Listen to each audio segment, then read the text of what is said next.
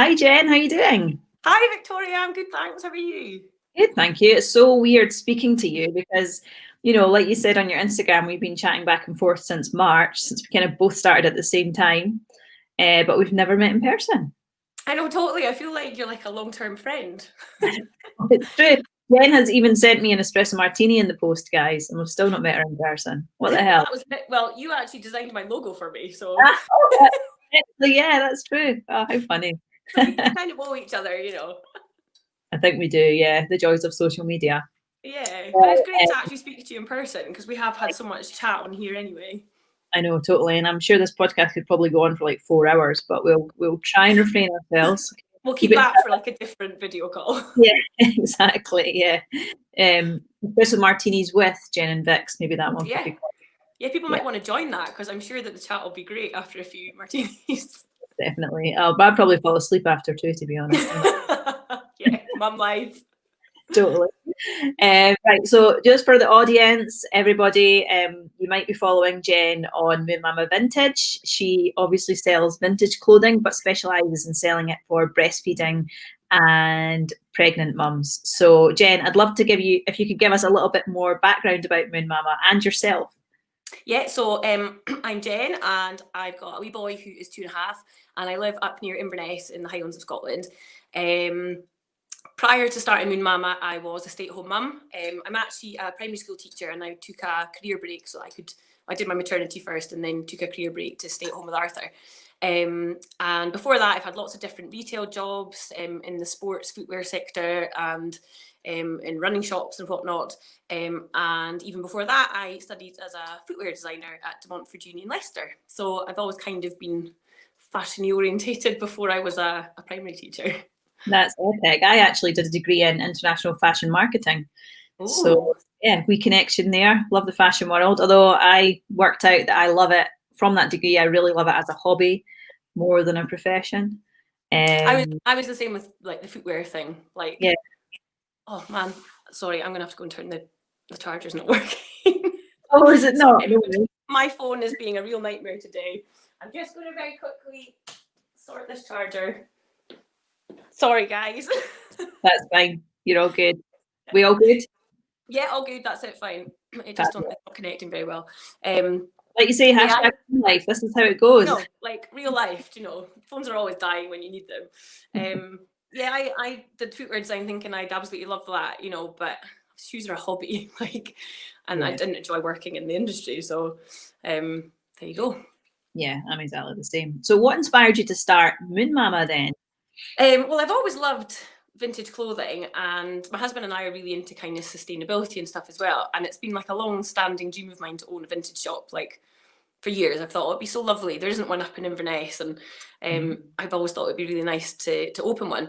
And then after having Arthur, I think I kind of lost myself a little bit in motherhood. You get like caught up in how to dress comfy for your busy day with a baby, and how do I get access to my boobs for breastfeeding. So I kind of just, felt that I'd lost myself a wee bit, and then started thinking probably after about a year, I'd love to get back into sort of my old clothes, but none of them were breastfeeding friendly. Hmm. So there's Yeah. like a third of my wardrobe that just sits there and doesn't get worn. So I just started chatting with a friend one day and saying, do you think it would be a thing to source vintage clothes and be able to adapt them for breastfeeding? And it kind of just was an idea. I planted a little seed that day with my pal over a cup of tea, and then I just very slowly kind of started looking for things and doing a little bit of market research. And then at the beginning of this year, just thought, what have I got to lose? I may as well try. It'll either work or it doesn't. And I just went for it in March. So yeah, it was a bit of a jump in the deep end. Let's just see what happens. But it's from a very personal desire to find my own style again, and also there must be other mums out there who love vintage and have a style that doesn't fit with the clothes that are already on offer. So I figured if I was finding it difficult to feel like myself in motherhood, there's bound to be thousands of other mums feeling the same. I think we can all relate to that. I think it's such an interesting concept, how you lose yourself in motherhood. I mean, I feel exactly the same. You lose yourself in so many ways, but your visual identity is so important to you as a Yeah, person. That's something it just does disappear because practicality becomes the main thing that you have to think of. But I mean, I just ended up wearing black, wearing mostly leggings or joggers or Yeah. just jeans and all my clothes were really cheap because I knew I didn't want to, keep wearing them after that period of my life. It's horrible, actually. It's a proper Yeah. right. And it's kind of a shame, like, because you're like, I don't want to invest in myself right now because it's going to be a Yeah, short period in my life, and you just kind of get sucked into buying cheap clothes because they're going to get sicked all over and whatever. But like, you just end up, I just felt a bit bleh, like, totally.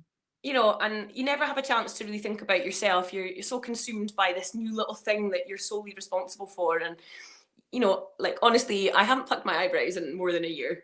And I'm like embracing the mega brow, but I'm glad I have a fringe. Like, you just don't have the same time. No. And I just thought, like, it shouldn't be that difficult. So there should be an option that isn't too expensive, that you can find easily, that doesn't mean mums are having to hunt for vintage and then find something that's breastfeeding friendly. And, there should be an offering out there. So I just thought, I'm going to do it. Yeah, I think that's awesome. And I think there's definitely, like you say, a space in the market for it, for sure, for pregnancy and for breastfeeding. I love the way that you adjust the clothes really to make them breastfeeding friendly. What kind of things do you do to them? So that's kind of still a bit of an organic process at the moment, because I've got a really amazing seamstress in the village that I live in, and I went and approached her about it, and she was really up for being involved. So we did a few kind of sample pieces where we were putting invisible zips like under the arms here, so that you could just kind of turn the dress around and get into it. And it works really well for some mums if they're maybe slightly more petite in the boobage area. Yeah. But then anybody that's slightly fuller was finding it more difficult, kind of pull it around. So that's still I'm still learning and going with feedback from people. And I've had some lovely collaborations with people, and they've kind of fed back to me how they found it for breastfeeding and stuff. So it's difficult because it has to work from garment to garment as well, because I'm not just buying, like a size run of the same thing. Everything's different, and the construction on everything is different. So I have to take the things I think will work to my seamstress. She'll have a look and we'll talk together about how it could work and stuff. So I'm trying to think of other ways that it would work, maybe with poppers and sourcing specific things with maybe empire lines that you can lift up from and things. So that's still a part of the business that I am determined will become ingrained in Moon Mama, because to me, like, such a personal thing, just being able to dress like myself while I'm breastfeeding, because my whole personality isn't breastfeeding my baby, like, I want to feel like me while I'm doing it, particularly because I'm still doing it 2.5 years later. I thought that would be long gone by now. Yeah. But so yeah, that's still kind of growing as Moon Mama grows. Okay. So, yeah. I guess, do you look at sourcing things that are easy access, like shirts and elements? I mean, when I'm hunting, I literally look for anything that I like, basically, because obviously if I only look for specific things, it really limits kind of the options that I have. And living in the Highlands, there's not a huge kind of range of places that I can source from. So I literally look for things that have like crossovers, zips, buttons, dresses that have like shirring on the top, kind of elasticated ruching, and they pull down really easily. So yeah, I'm always just looking for anything that you could breastfeed in. And then if I see something that I think is incredible, but it doesn't have access, I'm kind of looking at where the seams are, and could I get my seamstress to somehow work something in there. So yeah, I mean, I source anything really that I think is great, and then try and think around how it will work for mums. I guess any tips for vintage lovers that are mums or pregnant on trying to source items? So yeah, I mean, charity shops nowadays I think are a bit daunting for people because they're full, and they're generally really full of a lot of high street clothes. Yeah. I mean, when I go into Inverness now and have a look, I just can't get over how many like supermarket brands are there. So the vintage is really hidden, and you've got to be prepared to hunt. If you want to do thrifting rather than buying directly from a vintage shop, you've got to have the time and the will to really hunt, because it's hard finding really good stuff. But yeah, charity shops, antique shops, car boot sales. If you live in a bigger city than I do, there's vintage wholesalers, and they obviously do bulk kind of selling. I do a lot of eBay, Depop, Etsy. For me, where I am, we're quite remote, so the online sourcing is kind of what I do. And it's just kind of having a hunt and then figuring out what you like, and then it's easier to find what you want when you know like what you're looking for. Yeah, absolutely. I think I told you before that my first ever business was a vintage clothing business that I started. Yeah, it was 2010. Me and my best friend at the time started one called Maycat Vintage. It was both of our middle names. And we used to fly to America and go to the Goodwill clothing stores there. Amazing. I'm so jealous. Yeah, because I'd lived in Chicago for a couple of years, so I knew landscape well there. So we'd fly over there, we'd shop, fill our suitcases with as much like vintage as we could. We'd fly back and then sell it at vintage fairs or on an eBay shop. And it was a great lifestyle business in terms of it paid for the holiday to Chicago and the flights and the hotels and all the fun. We didn't make any actual money from it. But it was a great experience. But I guess my point is, in America, I mean, the market's so different. You know, it's such a broad and large country, and there was always so many amazing vintage finds. But here it definitely is more challenging. Yeah, I mean, obviously I started in lockdown as well. So everything's really been done online. And then when lockdown ended, I've been able to go to a few charity or antique shops up here, but there's not many. So I'd absolutely love to get to London or even just Edinburgh, Glasgow. But they're still 4 hours away from where I am. So, and I don't really want to travel at the moment. So it's definitely making it more challenging, and it's far more expensive the way that I'm sourcing. So, I feel like the sort of chance to grow is a lot slower at the moment because of the way I have to source things. But yeah, if I could get to America, because there's some labels that I've heard, in the vintage world that I've looked for, and they're only in America. And there's some that I think would just be perfect for Moon Mama. They just fit the whole aesthetic. So one day I'll get there, or I just need to find an American customer / friend to do some hunting for me. Yeah, for sure. Well, I mean, I could take that job on. I think I'd quite flying over there, fishing back. It doesn't seem too shoddy. And what do you think then? I mean, it's so interesting at the moment. It's like Secondhand September, which is a great movement in terms of trying to promote the resale of secondhand clothing and trying to rethink how you're living. What do you think about the secondhand market and how it's growing? I think it's amazing. I mean, even from when I'm still so new to this, I've learned so much from all the other vintage traders, and I feel like I've kind of come into it at a time when, possibly because of COVID and people being in lockdown, that people are shopping differently. So maybe a bit more online and also thinking a bit more sustainably. So I think 2020 has been an exciting, as well, much as it's been an awful year, it's been an exciting year for sustainable fashion. And Secondhand September is brilliant because I think everyone's talking about it. Like my mum came around the other day and she was like, "Oh, I've heard it's this thing that Oxfam are doing." So me and mum and dad had a huge chat about it all. And my dad was like delighted he'd found a shirt in a charity shop that was brand new. This was like an epiphany to dad, because he'd always just go to Marks and Spencer's or whatever. So it's kind of, I think, being promoted in a hashtag like that by Oxfam has kind of opened it up to a much broader audience, and people are talking about it a bit more. And yeah, I think social media platforms like Instagram have just been used so well in lockdown. And like even David Attenborough's now on Instagram. I saw that going around yesterday. Like, people are talking about the world and how we need to look after it, and what a shit show it all is this year. So yeah, I think it's been a really exciting year for sustainable fashion. Long may it continue. It really has, actually. I got an email from Nike yesterday as well saying they're introducing like recycled leather to their shoes. Wow. Sustainable canvas and stuff like that. So it seems like even the big brands are definitely taking notice of. I think there's a lot of pressure on the big brands. There was the whole like pay up for the garment workers during lockdown, and I think some of the practices of larger high street chains that potentially in the past weren't really known about, just with the kind of very open world that we have with social media now, there's kind of no getting away from it, and people will catch on to this and create a hashtag and hound you about it now. So there's definitely got to be a much greater transparency from these big brands now. So that's only a good thing, I think. For sure. And I think having kids, it makes it quite easy to embrace kind of the secondhand fashion movement. I know, even if not on purpose, my daughter, like, I'm lucky, I guess, that I've got friends and family that have all had girls. I literally had to buy hardly anything for her, and she's already nearly 2. Like, just even the purpose of like reusing clothes that your friends have had for their kids, it's simple things like that that you might not think are having such a big impact, but actually it's stopped me from having to buy 2 years worth of clothes for my child. Yeah, absolutely. And I mean, like, well, I don't buy anything new for Arthur ever because he's so hard on his clothes. I mean, he lives outside and he's a mucky pup. So it would just be a waste of money. So, and it amazes me, I'll get a bag of secondhand clothes, you know, either from friends or from eBay or whatever, and it's in such good condition because it's only, well, until it gets to us. But, you know, it's only been worn for a short period of time. And clothes have a greater lifespan than I think we give them credit for. And, you know, we need to wear our clothes more and love them a bit more.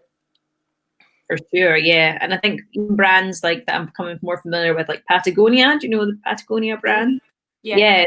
They design clothes for life. And, you know, if you have a problem with your jacket during its lifetime, they'll fix it and give it back to you. You know, it's incredible that, you know, there are so many brands that do have that real sustainable issue at their heart, which is nice.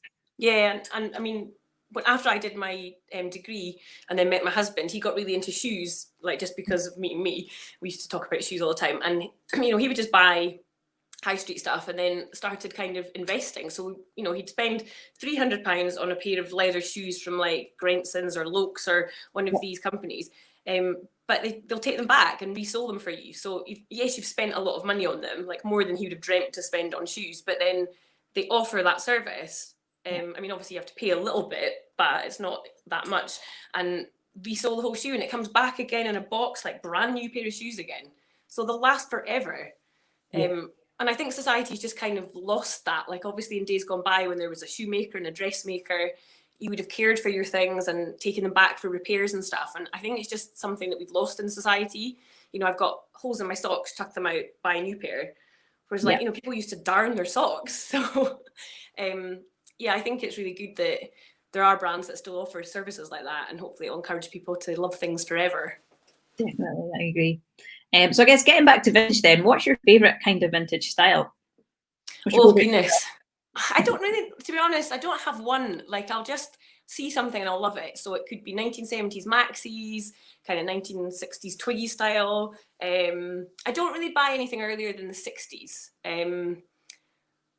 I love 50s style on other people, but it's not really my style. And it's, you know, I obviously buy things from Moon Mama that are my own style because you're not going to buy something that you don't love. So I'm sort of kind of 60s upwards. I love 80s crazy big power shoulders and jewels and gems. Like there's just something different from every decade. And I'll love or hate things from all those decades, you know. So there's not really one specific. I think I've got an eclectic mix, you'd say. Yeah, I just love it all. Great. I think for me, I used to wear so much vintage and I've not shopped vintage in a long time. This is the last vintage thing I bought actually, which was last year when I was lovely. I was admiring it when we came on camera. Nice little bit of velvety embellished look of shiny for a Friday afternoon. Yeah, but for me, I just love, if I'm shopping vintage, it's all about the sequins, the embellishment, or the animal print. That's like, yeah, you love your sequins, don't you? Yeah, that's my 3 key pointers if I'm looking for vintage clothes always. It's funny because like I think it's sometimes difficult to know your own style. Like I think forever I've always been into fashion and I've always been trying to find my style. And it wasn't actually until becoming a mum that after a wee while you just stop caring what anyone thinks, because you know everyone's got an opinion on the way you parent, and then you kind of have to grow a thick skin, so you kind of give up caring. And then I think for me that's been a really good thing personally in terms of my style as well, because I always used to be a bit of a worrier, like, oh, is this too much, or like, can I wear this? Whereas now I'm just like, I like it, whatever. Exactly the same, yeah. And I always thought I was confident in what I wore. But I always had like a voice at the back of my head being like, you know, questioning what I was wearing and how other people would think. Yeah. But becoming a mum, I definitely couldn't care less what people think about what I'm wearing. Yeah. But I have less money to buy what I want. So it's like a double-edged sword. Yeah, totally. Yeah, I've got, you know, what is the quote that I like? You know, you might let, my style is, I'm going to forget it and I can't get it out. But it's basically, but you might like my style, but my style is not my actual style. You know? So what I'm wearing looks good, but it's not actually what I want to wear. Yeah, because you do get caught up with like following trends kind of thing. Yeah. And I'm so grateful for kind of being taken into the vintage fold, because there's so many lovely sellers and they've all got their own unique styles and they're all really confident. So as somebody that was kind of in the trenches of motherhood, feeling a bit like, just watching how enthusiastic they are and how passionate they are about vintage and about just having fun with fashion, it's really kind of rubbed off on me. And I just kind of, I really feel now, sort of 6 months into the business, that I'm like, I'm going to wear it. And I mean, I live in a very small fishing village, so I've been getting a few odd looks on certain days and I've worn something a bit more out there. But I'm having so much fun with it, and that's what it should be about, I think. I always think if my husband looks at me and says, "What are you wearing?" then that's a good thing. That's the way I always That's totally my rule as well. Like, husband hater outfit, yes. Yes, winning at life when that happens. Totally man repeller. That's what my style is. Husband repeller. Love it. Oh, funny. So I guess it'd be great to know where you're planning to take the brand and what your hopes are for Moon Mama. So I mean, at the moment, I'm just kind of going day to day, and I just sell on Instagram currently. But I would love maybe within the next year to sort of set up a website. When Arthur's old enough to go to nursery, I'm due to go back to my teaching job. But one of the reasons I started this was I don't want to go back to full-time teaching because my husband's also a teacher. And the hours that we were putting in before Arthur, I just thought that's not going to work around our family lives, and I don't want that. So I'd love if when he maybe starts nursery that I could get a couple more days on Moon Mama, possibly do a couple of supply teaching days as well. I don't know. I'd like to just do Moon Mama full time, but obviously we have to think about that. But yeah, I'd just like to be able to have a bit more time on it at the moment, set up a website, have more time, be able to travel a bit further afield for stock, just carry on chatting with like-minded vintage lovers on Instagram and just kind of growing on that platform as well. And I don't know, I've never really kind of thought about a kind of future plan for it because I'm just enjoying going with it just now. But I suppose if it was a real dream, I'd love to have an actual physical space, whether that be a studio space or a shop. I've said to Ross that would be kind of be the ultimate goal. But at the moment, with the way the world is at the moment, he was like, but would you really want to have a shop? So maybe just a studio space where people could come for like a look and styling sessions.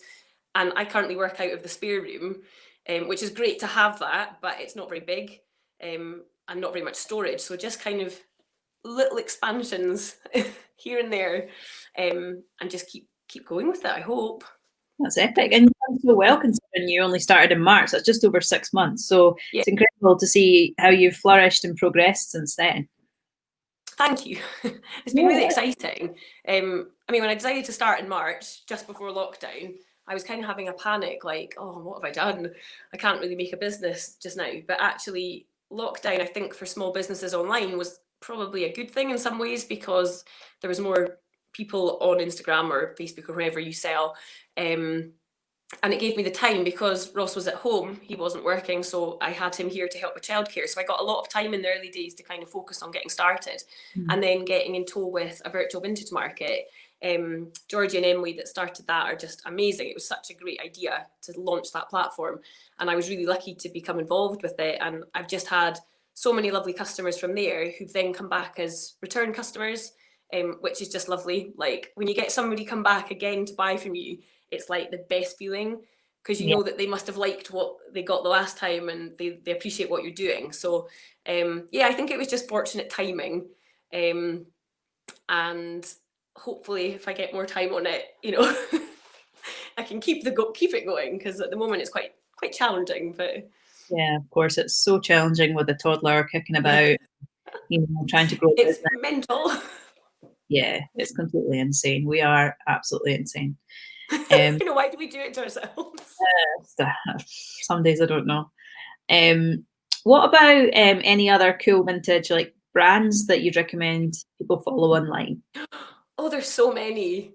It's so difficult because there are so many like absolutely amazing ones, and I'll feel like if I mention some and not others that I've done somebody like a massive disservice. So what I'll say is if you go and look at the virtual vintage market page, there are probably 60 to 100 traders on there now, I imagine, because every market there's 30 traders and they sort of rotate it. You have to apply each time and there's new traders and they're just incredible. They make sure that they're picking people who are merchandising really well for you, putting in the legwork, really brilliant brands. So the best vintage out there, if you go and have a look at a virtual vintage market, you could just click through all the shops on there, and there's just some cracking shops. Awesome. I don't want to name any favourites because it doesn't feel fair. No, that's fine. Very diplomatic and very informative as well, because then we can just check them all out ourselves. That's brilliant. Right, I've got a few questions for you from the Instagram audience, if you don't mind. Can you give us some tips on feeling like yourself and feeling confident in breastfeeding clothes? So something that's easy to feed in, there's lots of different styles, and it might take a while to figure out kind of what works for you. So some t-shirts, like having basic t-shirts, I think is a great idea, because you can just put a basic t-shirt on that's for feeding with a pair of jeans or nice trousers or skirt or anything, and it's just a t-shirt. And you can layer it up with a vintage tank top, or like I've got a lot of bed jackets that I've been selling kind of as like a cool vintage cover up, but you can lift it up really easily for feeding. So just getting yourself a really comfy basic feeding tee that's kind of like the start of your outfit, and you can build an outfit around that. And some people like zips here, some people prefer the flap up and down. I've got t-shirts from Chic and Discreet, which is an amazing little breastfeeding brand if you've not seen her stuff before, and she's got like amazing like leopard print sections over like a slit down the middle, so and then it works as a cover as well. So there are lots of different options out there, and it's just about thinking about what would work for you, and then being comfy in the way you have to get your boob out. I think. And also don't just get sucked into like, oh, there's a breastfeeding dress top, whatever, I'll just buy it because it's for breastfeeding. Like, you have to choose a style, a pattern, a color that makes you feel good, because confidence comes from feeling good in your own skin, and clothes is a huge part of that. Like the way you dress does really impact on your mood, I think. Like if you're wearing something that you just think, oh, wearing this again, you feel a bit rubbish. So try to really hunt and find something that makes you, when you see it, on the website, you go, oh, and it makes you feel excited, because every time you put that on, you're going to feel like yourself, and you're going to feel just more confident, I think. So it's that battle between practicality and picking things that aren't just there because they're breastfeeding friendly. Kind of have a good look at everything and pick something that you love. Definitely. I think even just trying to accessorize with over the things like, for me it was sequins. So I was breastfeeding, I'd wear a breastfeeding friendly t-shirt, but I'd wear a sequin jacket over the top, or an all print hairband, or something like that. So you're trying to still get elements of your own personality into a practical outfit. Yeah, definitely. I think like your accessorizing is definitely important, because if you have on the basic tee for breastfeeding, but it could be a sequin jacket or a bed jacket or a cool tank top, and you've got amazing shoes, and I'm a big fan of big earrings and bright lipstick. Even on like the worst of days when you've had no sleep, cup of coffee, hot shower, all you need is mascara and lipstick. Like if you've got no time to do makeup, just mascara, lipstick, like mum bun, we all do a mum bun, and a good big pair of statement earrings. No one's actually looking at the t-shirt underneath all that. No vision I'm getting from this is Pat Butcher. Oh, that's me. So my style is man repeller / Pat Butcher. I'm telling you, you're a catch. You're definitely a catch, Jen. Yes. Style icon over here, like. Totally. Okay, and another question here. What is your favourite nursing position? The straddle.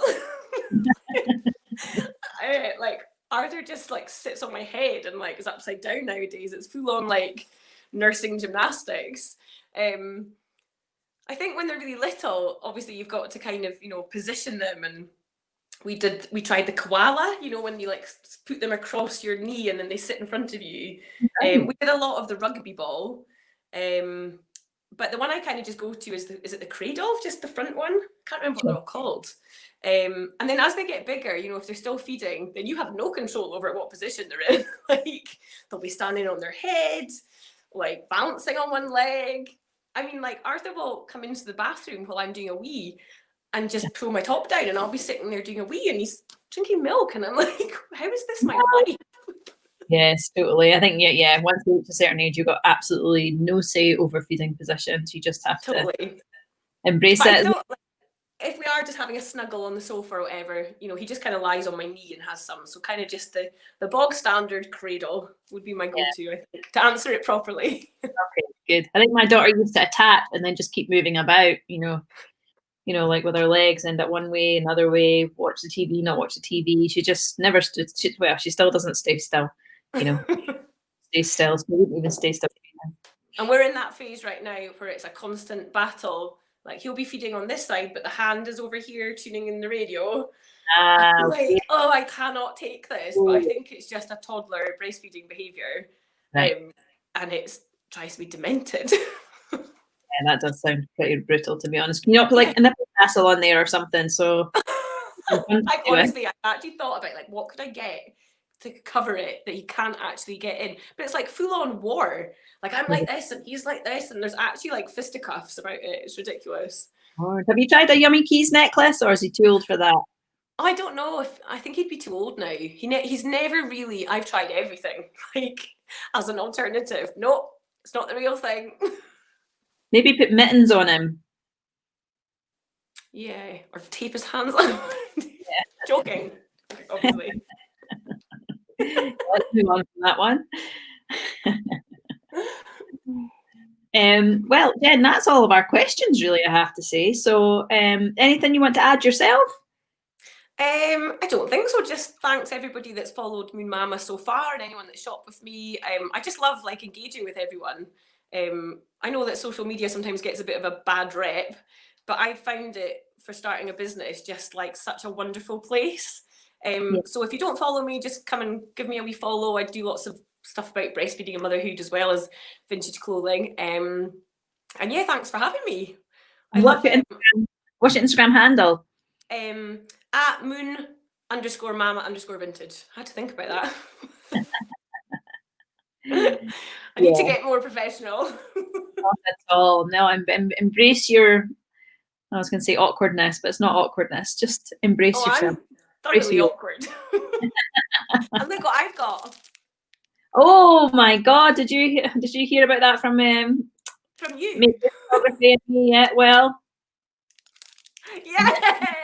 Yours is already eaten. I know, it's shocking. Go and pass me one of yours. I'm saving this as a treat for after because I was like so nervous coming on. Oh, amazing. Yeah, you'll enjoy it.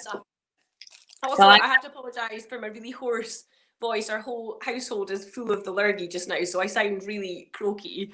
And I've been blinking loads through that interview because I put makeup on, to look nice on camera, and I'm clearly not used to it because my mascara has been totally like irritating my eyes, and I've been like, oh, rubbish. Well, we can't tell, so don't worry. Well, I'm going to leave you then, Jen, to enjoy your fabulous orange twirl. I'm really sad it's already gone, honestly. Jealous.